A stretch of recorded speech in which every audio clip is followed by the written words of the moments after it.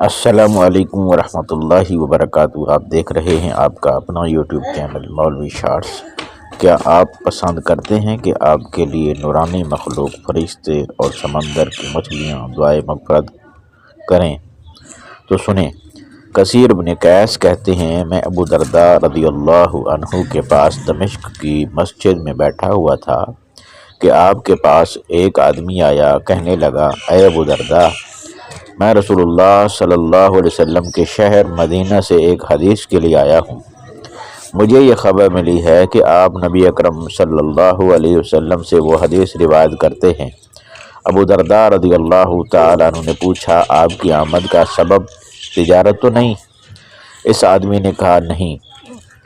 کہا کوئی اور مقصد تو نہیں؟ اس آدمی نے کہا نہیں۔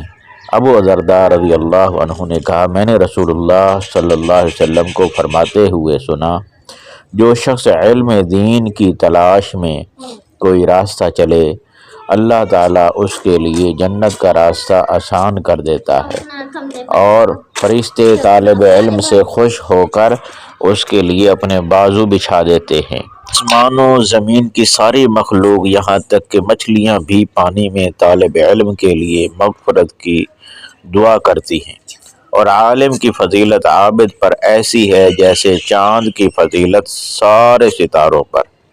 بے شک علماء ہی انبیاء کے وارث ہیں، اور انبیاء نے کسی کو دینار و درہم کا وارث نہیں بنایا، بلکہ انہوں نے علم کا وارث بنایا ہے۔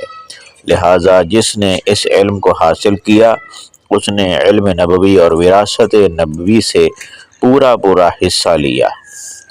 تخریج الحدیث سنن ابی داؤد۔